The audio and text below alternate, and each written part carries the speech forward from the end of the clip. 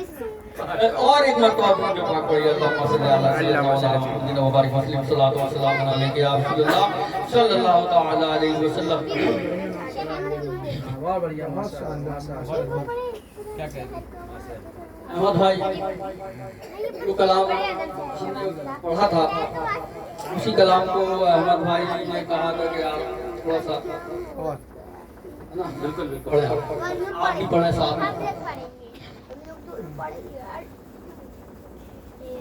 حسن کا باغ ہوتا حسن کا باغ ہوتا جب سوال آ گیا جبرائیل امی سے بھی پوچھا گیا جبرائیل امی سے بھی پوچھا گیا۔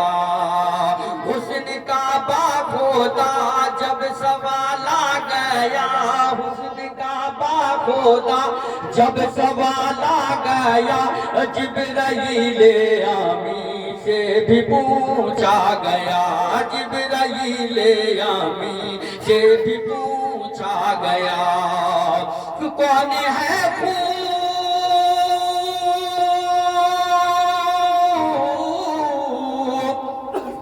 کون ہے خوبصورت جہاں میں بتا کون ہے خوبصورت جہاں میں بتا بولے یوں بلبلے سدرۃ المنتہا مصطفیٰ صلی اللہ مصطفیٰ صلی اللہ مصطفیٰ صلی اللہ مصطفیٰ صلی اللہ مصطفیٰ صلی اللہ مصطفیٰ صلی اللہ مصطفیٰ صلی اللہ مصطفیٰ صلی اللہ۔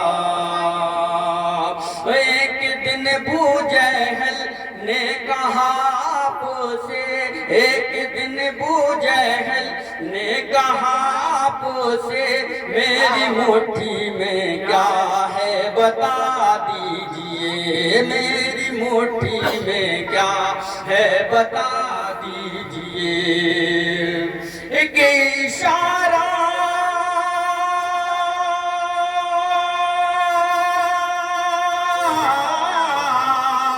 ایک اشارہ کیا میرے سرکار نے سن کے پتھر نے کلمہ نبی کا پڑھا۔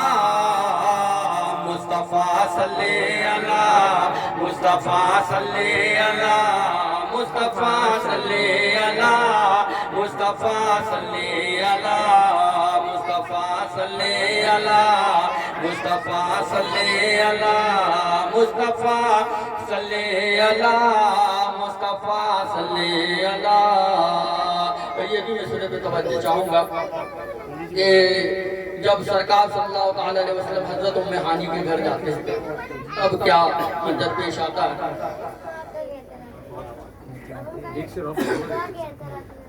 سو رہے تھے نبی ام ہانی کے گھر سو رہے تھے نبی ام ہانی کے گھر سو رہے تھے نبی ام ہانی کے گھر بادب سے جھوکا کہ شہیدی پہ سر بادب سے جھوکا کہ شہیدی پہ سر لائے جبریل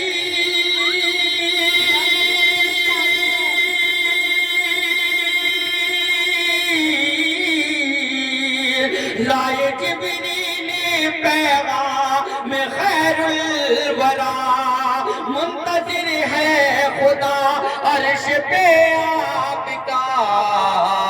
مصطفیٰ صلی اللہ مصطفیٰ صلی اللہ مصطفیٰ صلی اللہ مصطفیٰ صلی اللہ مصطفیٰ صلی اللہ مصطفیٰ صلی اللہ۔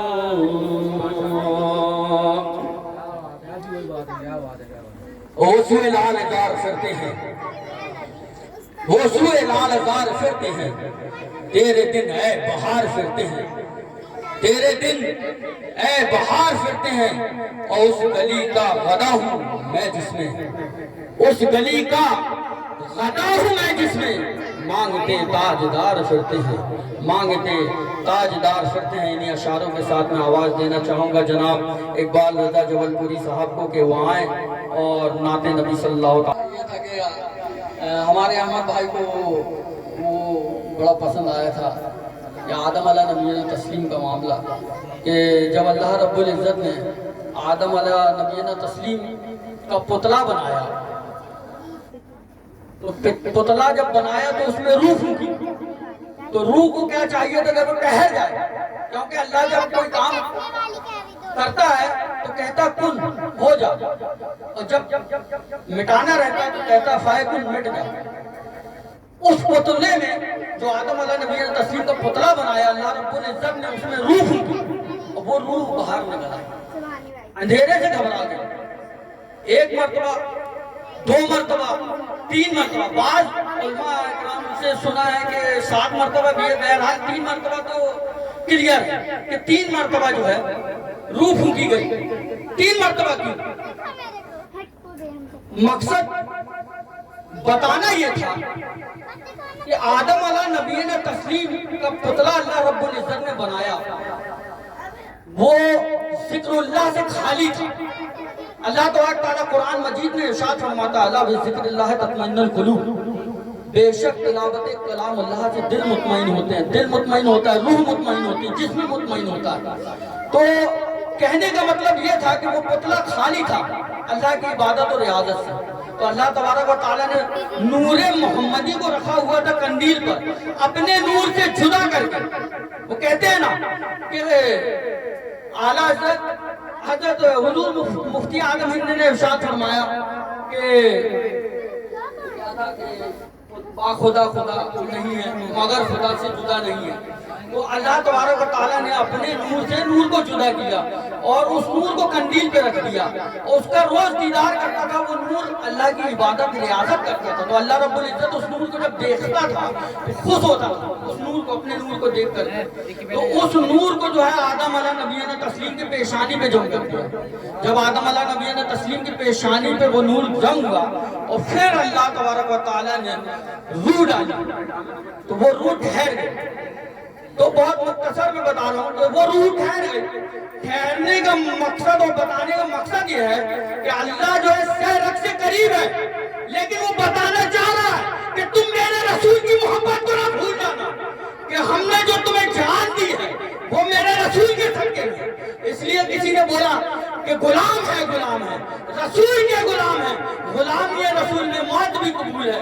اللہ تعالیٰ فرماتا ہے 21ویں پارے میں النبی اعلیٰ بالمومنین، اے لوگوں تم پر تمہارے نبی کا حق تمہاری جان سے بڑھ کر، تو جان سے بڑھ کر مطلب وہاں بتا دیا کہ دیکھو میں نے جب آدم کو پتلا بنایا تو اس پہ روح ڈالی، روح نہیں رک رہی تھی، 1 مرتبہ ڈالی، 2 مرتبہ ڈالی، 3 مرتبہ ڈالی، نہیں رکی، لیکن رکی کب؟ جب میں نے اپنے محبوب صلی اللہ تعالیٰ علیہ وسلم کا نور آدم کی پیشانی پہ جم کیا۔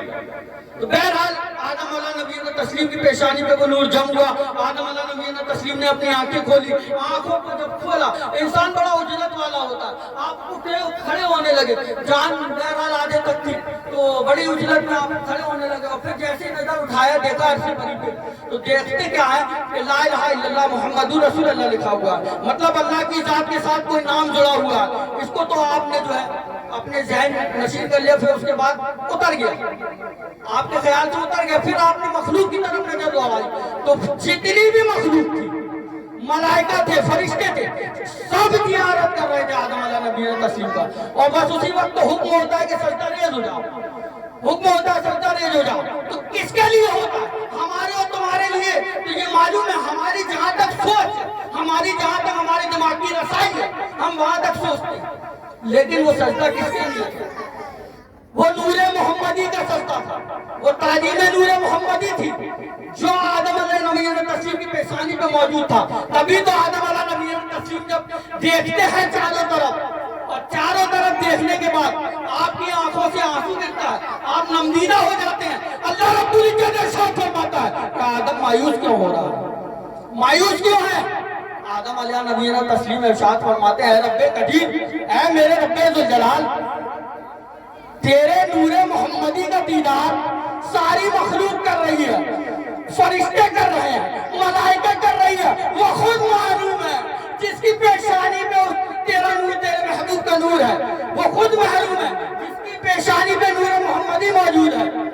تو اللہ رب العزت ارشاد فرماتا ہے کہ آدم مایوس نہ ہو، مایوس نہ ہو، اپنے ہاتھوں کو اٹھا، اپنی پیشانی کے سامنے لا، انگوٹھوں سے انگوٹھوں کو ملا۔ اللہ تبارک و تعالیٰ نے ان انگوٹھوں کو آئینہ بنا دیا، شیشہ۔ وہ ہر شے پر قادر ہے، ہر شے پہ قدرت رکھتا ہے۔ چمڑا مٹی، دیکھو چمڑا مٹی، اب شیشہ بنا دیا۔ جیسے ہی آدم علیہ نبی تسلیم نے دونوں انگوٹھوں کو اپنی پیشانی کے سامنے لایا، وہ نور انگوٹھوں پہ ہوتا ہے۔ آدم علیہ نبی تسلیم نے دیکھا اور بوسا دیا۔ تو یہ سنت آدم ہو گئی، یہ سنت آدم ہو گئی۔ بہرحال وآخر دعوانا الحمدللہ رب العالمین۔